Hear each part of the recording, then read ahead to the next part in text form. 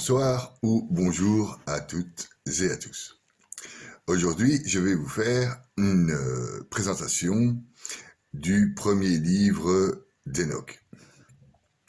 C'est un livre qui n'est pas reconnu dans le canon. Donc, le livre d'Enoch, aussi appelé le livre d'Enoch l'Éthiopien, est un écrit faussement attribué à son auteur, Enoch, du fait que Enoch est le grand-père de Noé. On peut retrouver la généalogie d'Enoch dans la Genèse, dans le chapitre 5 de la Genèse, du verset 18 à 29. Et quand on lit ce chapitre 5, on se rend compte que tous ceux avant lui et tous ceux après lui sont morts. Mahaël vécut en tout 895 ans, et puis il mourut. Yéred vécut en tout 962 ans, et puis il mourut. Enoch, lui, vécut en tout 365 ans, il avait marché avec Dieu, puis il disparut, car Dieu l'avait enlevé. Donc, Enoch est monté aux cieux avec eux, avec Dieu, et n'est pas mort comme tous ses descendants. Donc, je disais, la reconnaissance officielle du livre d'Enoch a été écartée du canon de la Torah, du canon de la Bible hébraïque, à l'époque de l'hellénisme. Et il a été aussi écarté du canon chrétien dans la Septante, donc la version grecque de la Bible. Il a été définitivement écarté de la Bible, où il se trouvait encore recensé dans les années 364 lors du concile de Laodicée.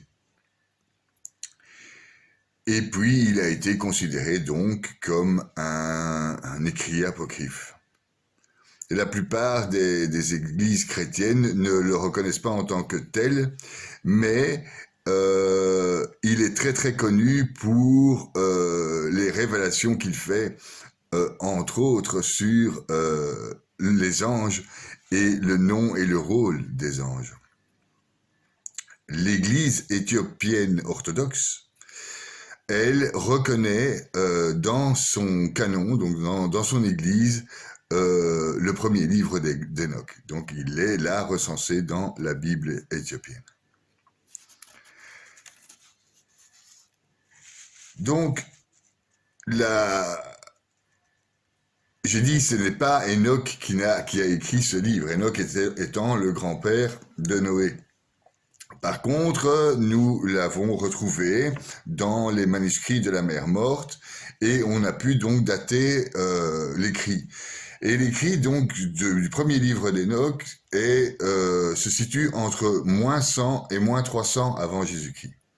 Donc voilà, il a été prouvé et daté que cet écrit est d'avant, de 300 ans avant Jésus-Christ.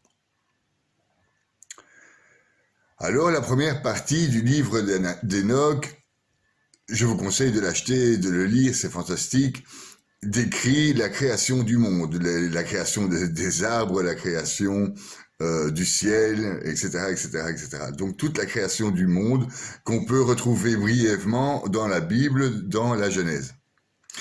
Enoch développe parce qu'il est avec Dieu en continu, c'est un saint, ou sadique en tout cas un juste, qui est continuellement avec Dieu, et Dieu lui envoie des messages concernant la création des animaux, des arbres, des plantes, des fleuves, etc. Donc la première partie du livre d'Enoch se concentre donc sur la création du monde, les étoiles, les astres, etc. C'est une partie certes très intéressante, mais où je ne me suis pas, je ne vais pas m'attarder plus ici. Il faudrait que vous-même vous lisiez le livre.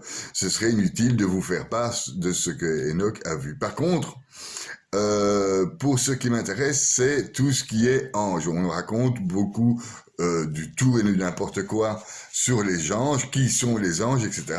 Et le livre d'Enoch est une encyclopédie angélique, donc écrite avant 300, avant Jésus-Christ. Donc Enoch, à un moment, donc après nous avoir expliqué la création du monde, il nous explique comment les hommes ont chuté. Donc avant le déluge, avant que Dieu décide de noyer la terre. Il nous explique donc beaucoup mieux que ce que nous explique la Bible concernant la chute des hommes avant le déluge. Donc ce que nous dit la Bible dans la Genèse, c'est en ce jour-là, et même plus tard, il y avait des géants sur la terre, les fils des dieux s'approchaient des filles des hommes, elles avaient des enfants, ce sont les héros du temps de jadis, des hommes de renom. C'est tout ce que la Bible dit clairement en Genèse 6 concernant les géants et le prédéluge et la race du prédéluge. À part que le Seigneur vit que la méchanceté des hommes était grande sur la terre et que toutes les pensées de leur cœur se portaient uniquement vers le mal à longueur de journée. Et donc, c'est tout ce que nous dit la Bible. Par contre, le livre d'Enoch nous raconte en live, si vous voulez, la chute de ces anges. Qui sont ces anges? Et donc, les anges sont arrivés sur terre, ce sont les anges appelés les fils de Dieu ou les veilleurs. Ce sont les anges qui sont arrivés chez les hommes sur terre et qui ont trouvé les femmes des humains magnifiques. Alors, ils se sont accouplés avec elles et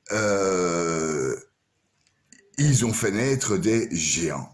Ces géants ont commencé à se multiplier, à ne rien respecter et à manger tout le fruit des hommes. Il ne restait rien sur terre.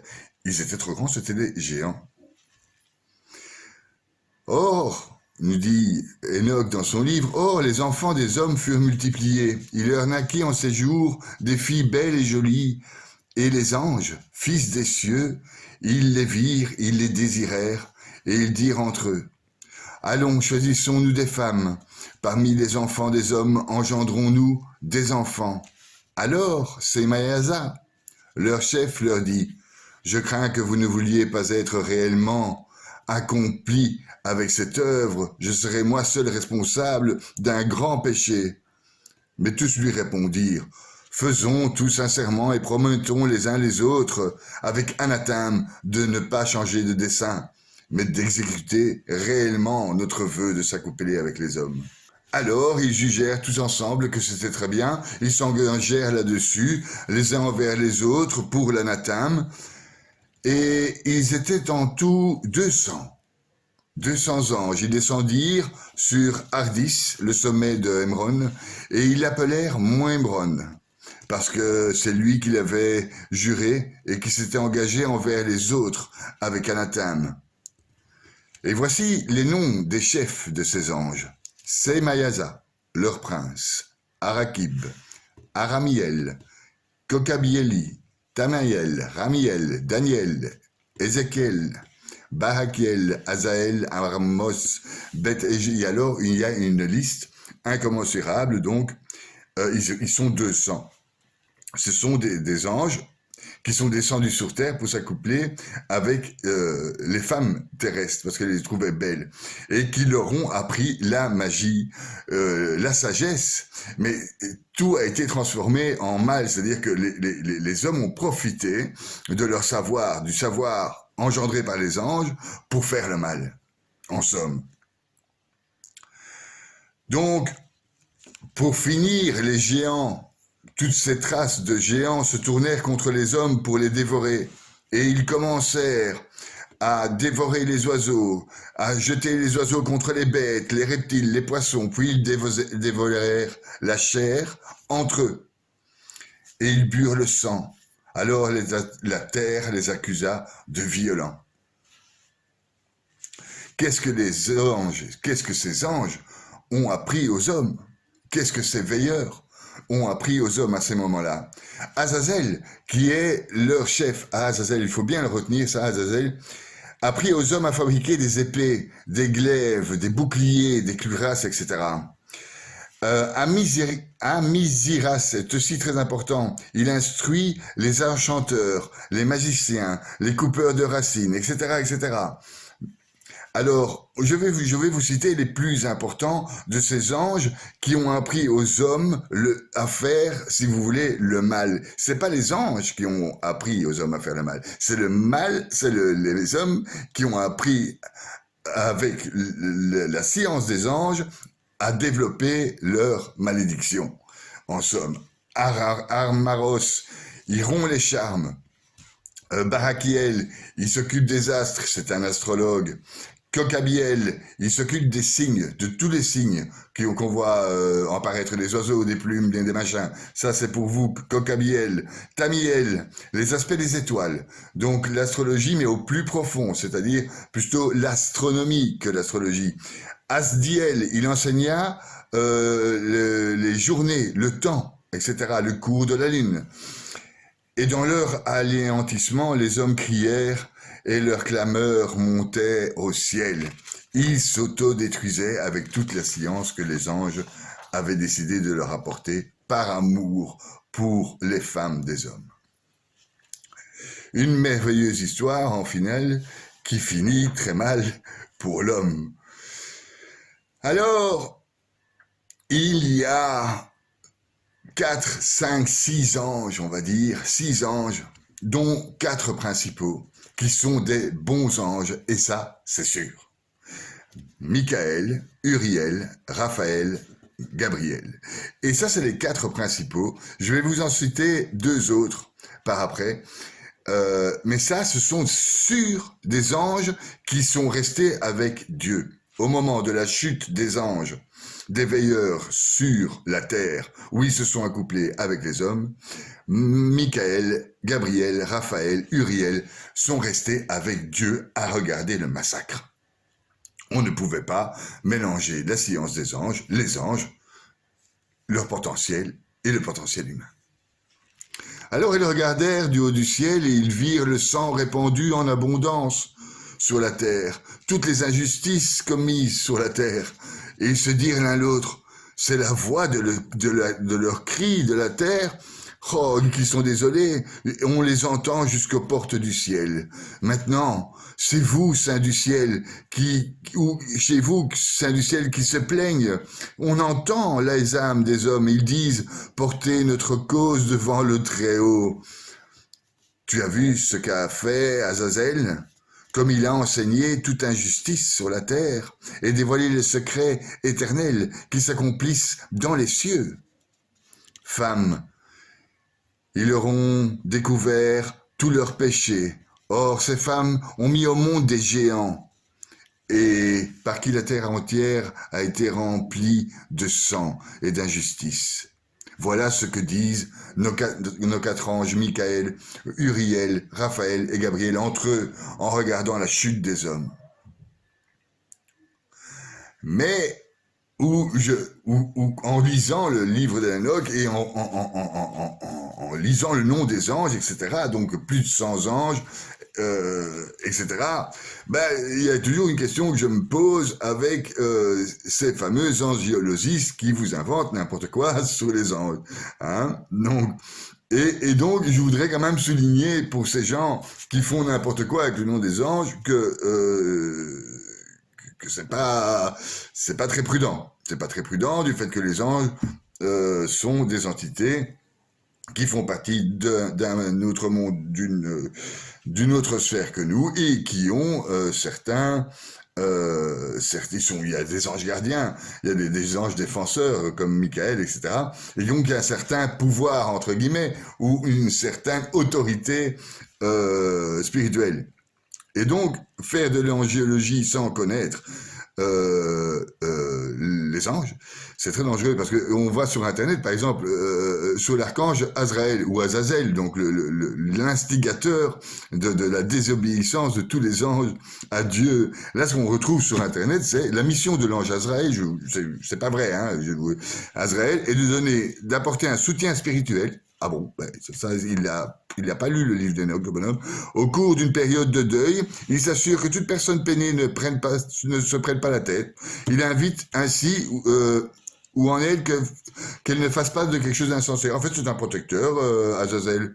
Il a juste détruit toute la terre, mais sinon ça va bien. Donc, en règle générale, quand on perd un être cher, qu'on a du chagrin, on appelle Azazel. Et ben voilà.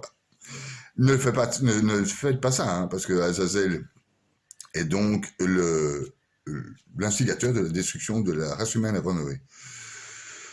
Alors voilà, alors il y a Barakiel, parce que Barakiel fait partie de ces anges déçus, de ces veilleurs, de ces fils de Dieu qui ont copulé avec la race humaine, et qui vont d'ailleurs rester avec la race humaine, comme le dit l'Apocalypse 12 plus tard. Enfin bon, je ne vais pas m'écarter, mais Barakiel est aussi donc une sorte d'ange super dangereux, c'est-à-dire instigateur de la chute des hommes. Et là, on retrouve sur Internet, Barakiel utilise parfois des pétales de rose pour signaler sa présence dans notre vie. Si. Les roses qui contiennent, alors on arrive sur les roses maintenant, qui contiennent le plus haut niveau de vibration énergétique. Les roses contiennent le plus haut taux de vibration énergétique de toutes les fleurs. Voilà, c'est un symbole de l'amour, évidemment, etc. Alors voilà, donc quand l'ange Barakiel passe près de chez vous, il y a une odeur de rose. Eh bien, dis donc. Donc, c'est aussi donc un ange, un veilleur. C'est pour vous dire que il faut se méfier des littératures ésotériques sur Internet. Ça peut être dangereux dans le sens où, à la place d'appeler des anges, vous risquez d'appeler des démons. Ce n'est pas rien. Appeler des démons. Il vaut mieux prier Dieu qu'un démon, hein. L'un dans l'autre. Donc, après ce déluge, Dieu guérit la terre. Et que les anges qui ont corrompu et annoncé la guérison de la terre ont été pris à partie pour guérir la plaie des hommes. Et de tous les enfants, que tous les enfants des hommes ne soient pas perdus par tout le mystère que les veilleurs ont appris et enseigné aux enfants. Toute la terre a été corrompue. La science d'Azazel impute tout péché. Et le Seigneur dit à Gabriel, notre ange, fameux ange Gabriel, va trouver ces bâtards, les réprouver, les fils des courtisans, etc., etc. Tu les chasses, tu les renvoies, tu les détruis, et il n'y en a plus, tu vas les tuer, donc tu les détruiras les uns et les autres par le meurtre, car il n'y aura pas pour eux de plus longs jours. À Michel, Saint Michel, à Michael, le Seigneur dit à ce moment-là, va chez Semeyaza, donc un ange déchu, et ses compagnons qui se sont mis aux femmes pour les souiller avec elles dans toutes les impuretés. Et lorsque tous les enfants seront égorgés, alors eux-mêmes auront vu la destruction de leurs propres biens. Enchaîne-les pour 70 générations aux collines de la terre, jusqu'au jour de leur jugement et de leur consommation, jusqu'ils soient jugés par le jugement éternel. Donc, Michel a comme ordre de tous ces butés en terre. Voilà, c'est un peu plus complet que l'Apocalypse et ça vaut la peine d'être lu parce que Enoch, en tout cas l'auteur du livre d'Enoch, nous met en scène ceci. On a l'impression d'être avec Dieu, on a l'impression d'être dans la confidence des anges, et je vous conseille vraiment de lire le livre d'Enoch. Alors, je vous ai parlé de Samayasa, qui a été donc sommé par Dieu, dont Saint Michel a été sommé par Dieu de détruire toute sa race, ses enfants, et de les enchaîner pendant 70 générations. Là, je vois sur Internet aussi, donc je voudrais quand même souligner ce genre de truc, c'est quand même dangereux. C'est dangereux. Vous allez vers Satan. Donc, sur Internet, Samayasa. Samayasa est un ange. Attends, ça c'est excellent. Donc, Samayasa est un ange au service du tout et tout, fidèle, l'archange Tyréel, qui fait partie de la clique des veilleurs. Et il a une figure très importante de la guerre initiale, durant laquelle il a combattu de nombreux démons et certains diables. Ben voilà. Donc il a combattu des démons et des diables. Ça, le livre d'Enoch, il parle pas de... Et alors, ils étaient aux ordres... Alors c'est là, c'est excellent. Donc les gars, donc Samayasa, qui est un ange, il était aux ordres d'un inconnu, avant d'être sous les ordres d'un archange. Voilà. Donc c'est un ange qui était aux ordres d'un inconnu. Je rappelle que les anges, s'ils sont aux ordres, déjà, ce serait de Dieu. Et pas d'un inconnu. Sinon on a un problème, parce que si les anges arrivent d'un inconnu, ben... Ouais, bon bah on prie le démon, hein. Donc il y en a beaucoup quand même sur Internet qui prient les démons. Je peux vous dire parce que j'ai fouillé quand même un peu dans ma lecture sous le livre d'Enoch. J'ai fouillé Internet et puis j'ai regardé même mon propre mur avec Angélique et Ange, je sais pas quoi. C'est affolant. C'est des gens qui sont persuadés de s'élever spirituellement et qui prient les démons. Donc c'est violent, quoi. C'est violent. Et donc, c'est pour ça que je partage aussi mon expérience sur le livre d'Enoch, que moi, j'ai lu, par contre. Hein, et j'ai étudié, voilà. Donc, Enoch et Saint-Michel et la tradition.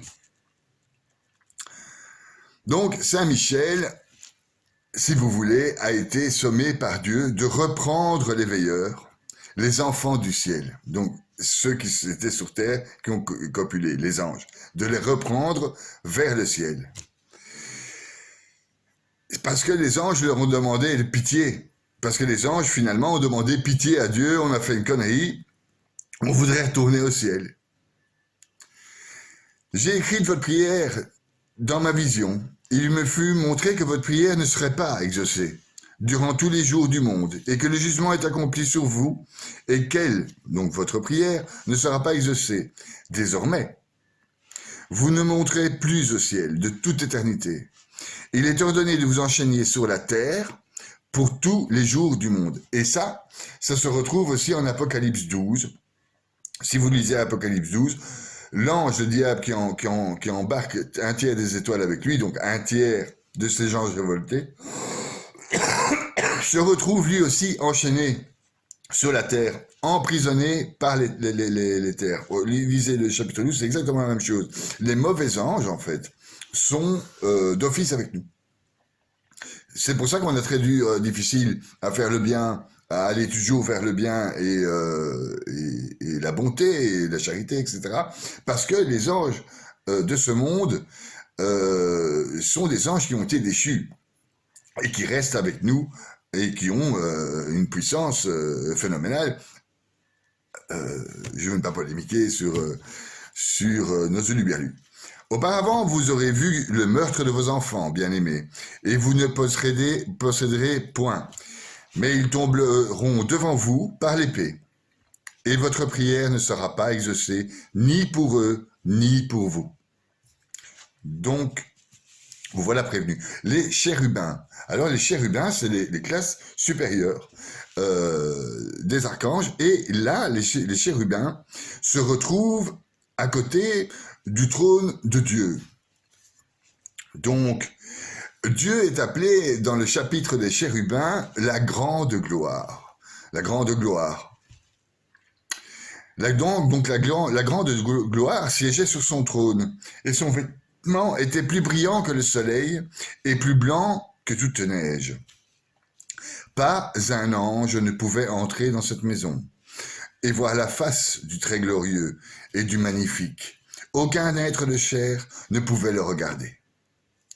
Un feu ardent l'entourait, un grand feu se dressait devant lui. Aucun de ceux qui l'entouraient ne s'approchait de lui. Des myriades et des myriades et des myriades et des myriades d'anges se tenaient encore au devant. Donc, si vous vous intéressez aux anges, à l'angiologie, c'est vraiment le bouquin de référence avec Esdras 4. C'est aussi un évangile apocryphe. Je vous en parlerai et une fois que je l'aurai lu en entier, parce que bon, c'est chaque fois 600 pages. Donc voilà, c'est très intéressant de lire le livre d'Enoch si vous vous intéressez au monde des anges et qu'est-ce qu'ils font et réellement, etc., afin de ne pas tomber dans le piège des imbécilités que vous pouvez retrouver sur le net. Et le cas échéant, ne pas invoquer des démons, s'il vous plaît, parce que vous invoquez des démons et vous avez la réponse des démons. Hein. Donc après, il ne faudra pas se plaindre d'avoir une vie de merde. Voilà. Donc, les mauvais esprits. C'est ce que je viens de faire, je suis du mauvais esprit, donc c'est l'ange du mauvais esprit. Et maintenant, les géants qui sont nés des esprits et de la chair seront appelés sur la terre esprits mauvais. Et sur la terre, ce sera leur séjour. Des esprits mauvais, ils sont sortis de la chair, des géants, parce qu'ils ont été faits par les hommes. Les saints veilleurs, l'origine et leur premier fondement. Les anges veilleurs, les fils de Dieu, n'ont pas le mal entre eux. C'est bien les hommes qui ont transformé la science des anges en mal. En lisant Enoch, on se rend compte qu'Enoch appelle, dans la Genèse, souvenez-vous, et l'Esprit de Dieu se mouvait, Genèse 1 ou 2, 1, chapitre 1 ou 2, l'Esprit de Dieu se mouvait au-dessus des eaux.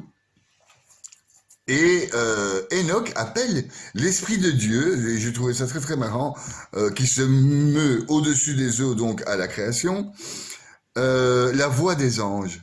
Il appelle donc la voix des anges, cet Esprit de Dieu qui planait au-dessus des eaux, entre les ténèbres et les eaux. La voix des anges, voilà. Bon, alors qu'est devenu le sort des mauvais anges et de leurs femmes? Alors, là intervient notre ange Uriel. Uriel qui est affecté généralement aux planètes et au cycle.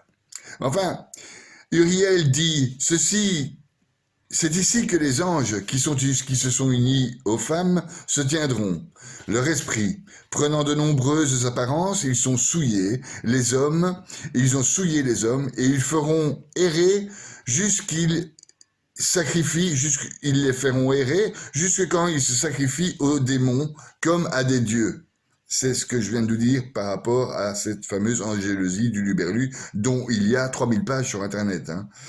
Jusqu'au grand jugement, etc., etc. Le nom et le rôle des saints anges. J'ai des saints anges, donc les veilleurs. Hein. Donc,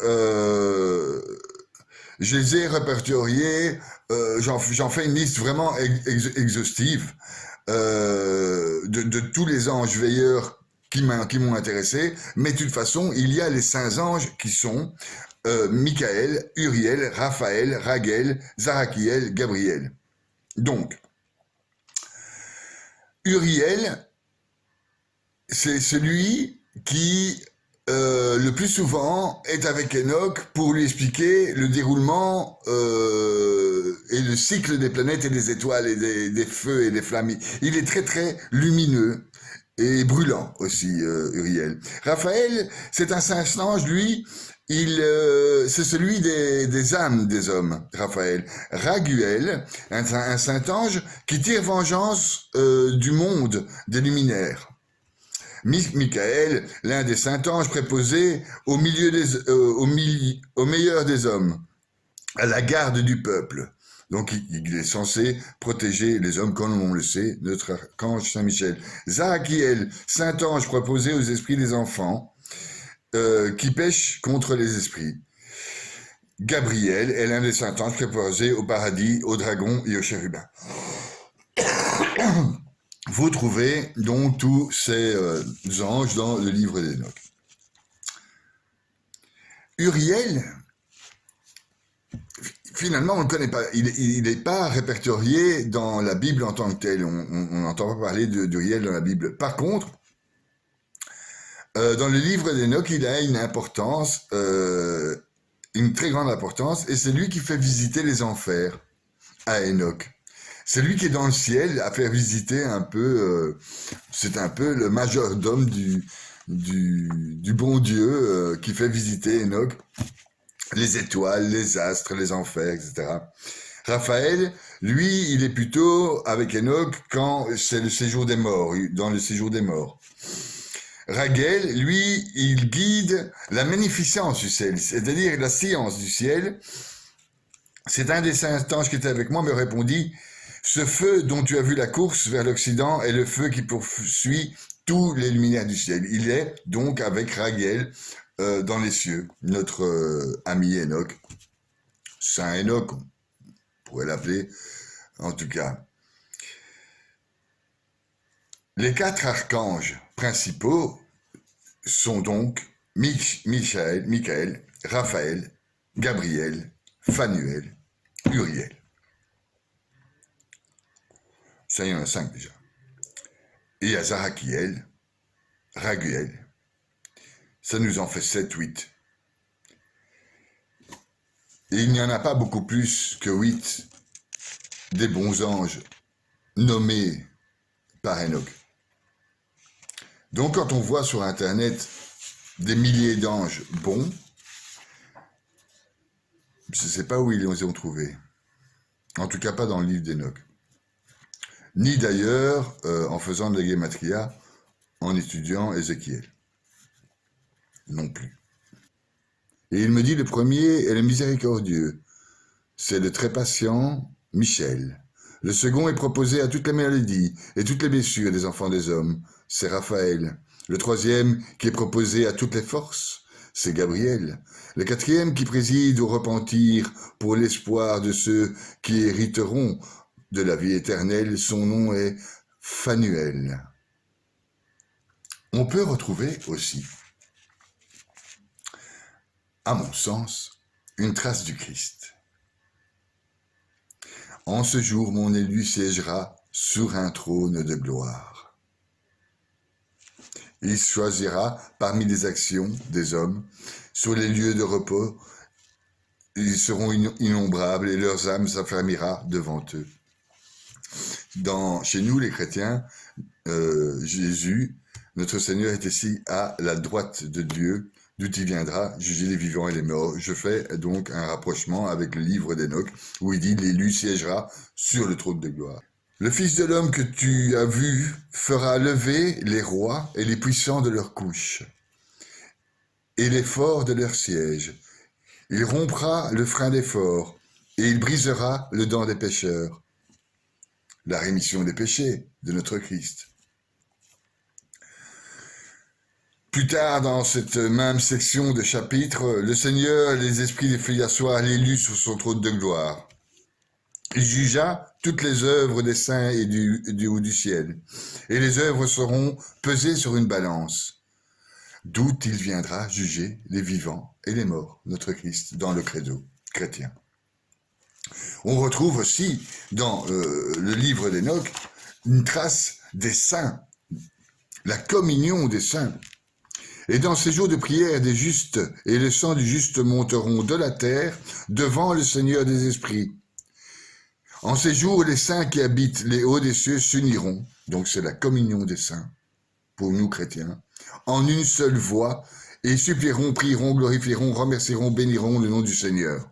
Là, souvent, Enoch, quand il parle de Yahvé, Yod et Vav, de Dieu Elohim, etc., nous parle du Père pour nous, nous parle souvent du Seigneur des esprits. C'est en fait le Seigneur des esprits. Et les esprits, ce sont les anges. Voilà, voilà. Il n'y a pas de mauvais esprit. Il y a que des bons anges qui ont croisé l'esprit des hommes et des perverses femmes.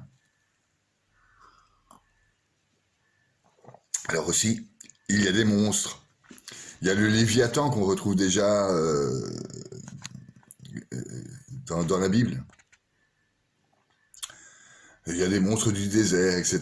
Je veux pas vous, je me focalise un peu dans cette capsule sur les anges et pas sur les monstres et les démons. Vous lirez vous-même le livre d'Enoch. Je fais une petite présentation pour que vous sachiez ce qu'il en retourne. Voilà.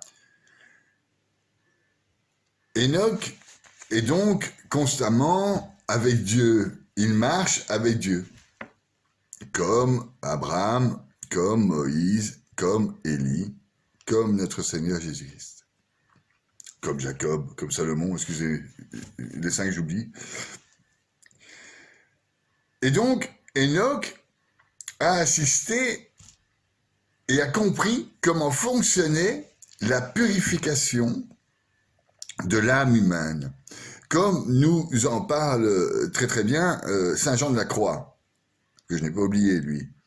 Comme un feu agit sur le bois pour transformer en soi, le feu matériel applique au bois. Il commence tout d'abord par le dessécher, expulse alors en lui l'humidité, il fait pleurer sa sève, aussitôt il commence par le rendre un peu plus noir, un peu plus obscur, un peu plus vilain, et même à répandre une très mauvaise odeur. Il dessèche insensiblement.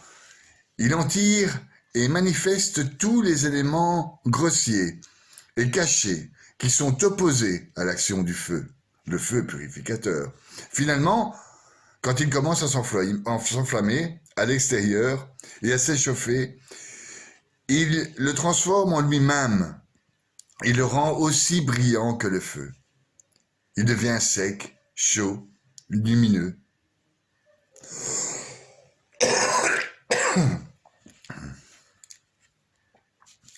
Ce que nous dit Enoch de son côté. Plus leur chair est brûlée avec intensité, plus se produit le changement dans leur esprit, pour des siècles et des siècles. Car il n'y a personne devant le Seigneur des esprits qui profère une parole vaine, car le jugement viendra sur eux parce qu'ils croient à la volupté de leur chair et ils renient l'esprit du Seigneur. En ce jour, il y a dans ces mêmes eaux de changement, car lorsque ces anges sont châtiés par ces eaux, la chaleur de ces sources est changée.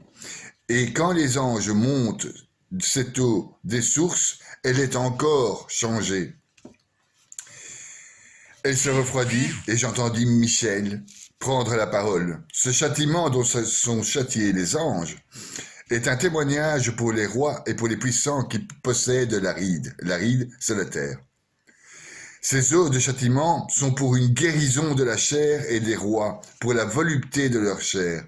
Mais ils ne voient pas, ils ne croient pas que ces eaux vont les changer, et ils deviendront un feu brûlant à jamais. Voilà ce que dit Enoch, 2300 ans avant Saint Jean de la Croix, qui est du même avis.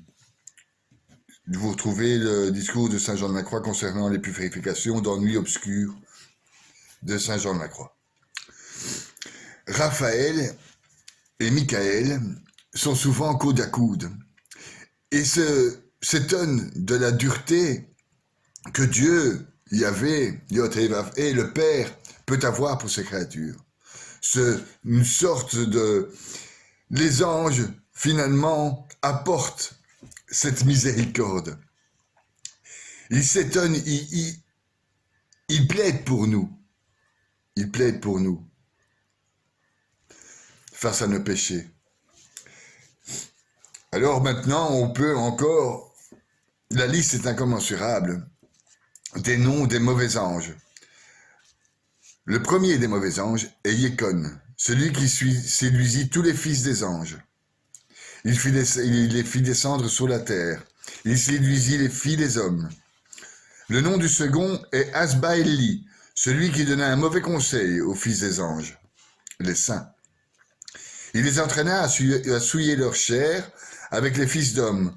Le troisième est Gadriel. Sur lui aussi, on retrouve n'importe quelle épilepsie sur Internet. Gadriel est celui qui montra toutes les plaies de mort aux fils des hommes, et c'est celui qui séduisit Ève, Gadriel. Donc si jamais on vous dit que c'est un ange protecteur, non, il a séduit, c'est le serpent, c'est Nahash. Voilà, voilà. Donc, résumons, Michel, Gabriel, Raphaël, Phanuel, Uriel principalement. Le livre du changement des luminaires du ciel, qui fait partie donc de ce livre d'Enoch. Chacun selon leur genre, chacun selon leur puissance, selon leur temps, chacun selon leur nom et leur lieu de naissance, selon leur mois, que me fit voir Uriel, l'ange saint qui était avec moi et qui était leur guide. Uriel. Uriel, un ange génial, quand vous lisez le livre d'Enoch, vous avez l'impression qu'il vous prend la main et qu'il vous guide à travers les astres et la volupté céleste. Les signes des temps, les années, et tous les jours me fit voir Uriel, l'ange du Seigneur de gloire, préposé au monde sur toutes les lumières du ciel, dans le monde, pour que le soleil, la lune, les étoiles et toutes les créatures servent et tournent sur tous les chars du ciel. Il règne face au ciel, et qu'il soit vu sur la terre, il soit les guides du jour et de la nuit. Uriel me fit voir également 12 portes, les 12 mois de la saison, ouvertes dans l'orbite du char du soleil dans les cieux. Par elles sortent les rayons du soleil, et par elles se répand la chaleur sur la terre, etc., etc. C'est magnifique. Je vous conseille le livre d'Enoch. Le soleil et la lune. Voici le nom du soleil. L'un est Oriares, l'autre Thomas. Et la lune, 4 noms pour la lune. Asonia, Ebella, Benassé et Rai. Donc ça, si vous entendez sur Internet, c'est la lune. Telles sont les visions et l'image de toute lumière que m'a montré Uriel, le grand ange qui est leur guide. Alors, dans ce livre d'Enoch, il nous parle aussi des divinations et de l'astrologie. Et il dit, en somme, pour corroborer tous les écrits saints, ils se détourneront de toutes leurs voies, ils erreront, ils les regarderont, les étoiles, comme si c'étaient des dieux, et le mal se multipliera contre eux, et le châtiment viendra sur eux pour les anéantir tous. Parle aussi des saisons, le nom des guides des saisons, Melchiel, Émiliek, Méléal, Naël. Je ne vais pas vous lire le livre d'Enoch, mais il y a aussi une série d'anges et d'armées d'anges pour les saisons. Enoch est avec Dieu et demande constamment à Dieu de ne pas anéantir sa postérité, ne pas anéantir ses fils, etc. Protéger les hommes. Enoch est avec les hommes, il est avec les anges, mais il essaye pas d'excuser, mais que Dieu n'anéantisse pas l'homme. Parce que finalement, avant Noé, à Noé, en tout cas au moment de l'arche, au moment du déluge, il a voulu anéantir tous les hommes. Et c'est bien grâce à son grand-père que Noé a été sauvé. Parce que il a éduqué Noé. Noé était un sadique, un saint. Noé a été sauvé du déluge dans son arche parce qu'il était saint et lui aussi était avec Dieu.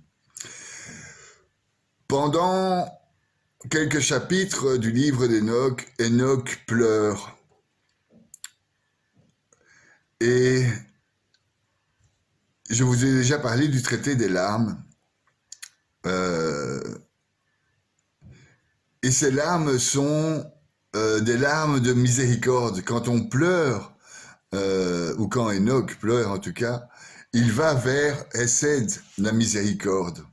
La miséricorde. On pleure pour avoir cette miséricorde. C'est quand on ne sait plus le dire avec des mots. Puis je m'émerveillais, je bénis le Seigneur de justice, et je lui rendis gloire. Après ça, je versai des larmes abondantes, et mes larmes ne s'arrêtèrent pas, jusque quand je n'en pus plus tenir. Quand je voyais, elles coulaient sous ce que je voyais, et car tout viendrait et sera accompli. Toutes les actions des hommes m'ont été montrées l'une après l'autre, et dans cette nuit je me rappellerai mon premier songe. Je pleurais, je me troublais son sujet parce que j'avais vu cette vision.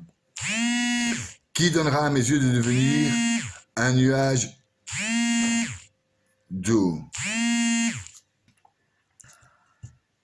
Désolé, j'ai dû répondre au téléphone. Donc, après cette petite interruption, j'en étais à les larmes d'Enoch. Les larmes d'Enoch, qui donnera à mes yeux de devenir un nuage d'eau, et je pleurais sur vous, je répandais des larmes, etc., etc.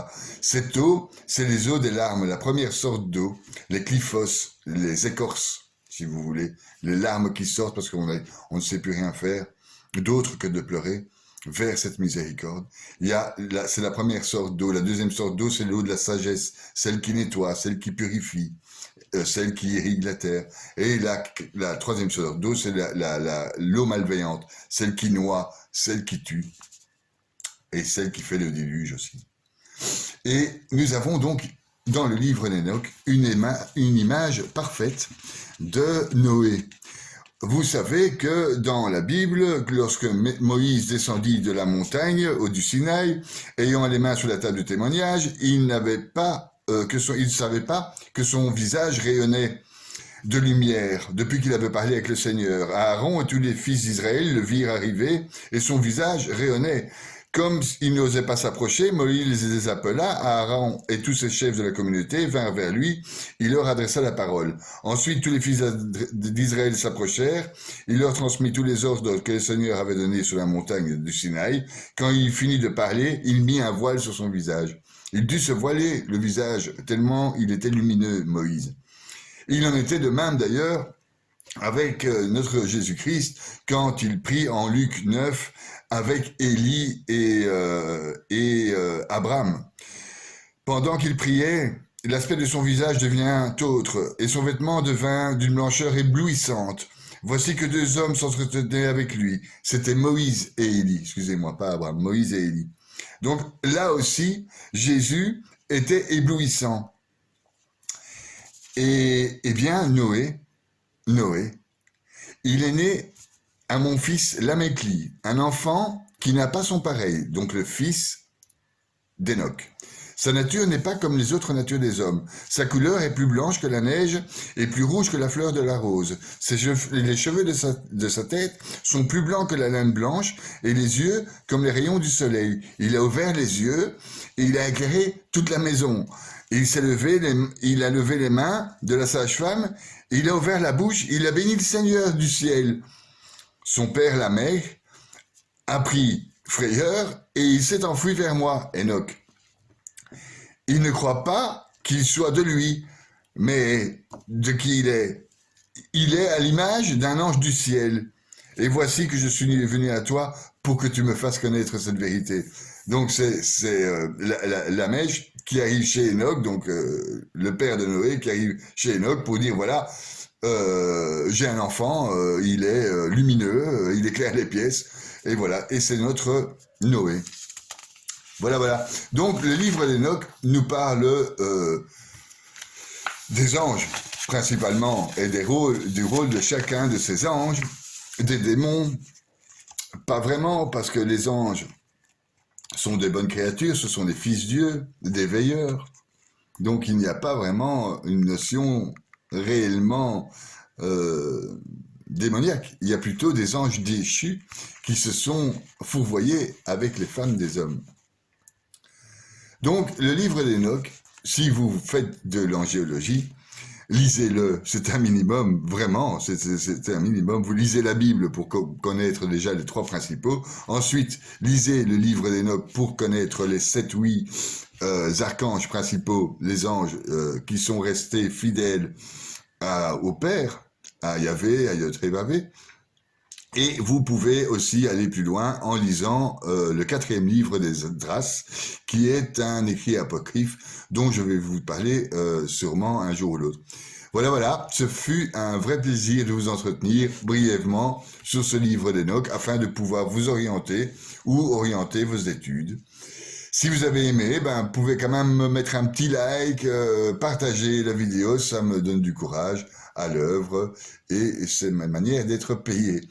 Voilà, c'est par vos encouragements que je me retrouve en joie de faire ces petites capsules. À la prochaine!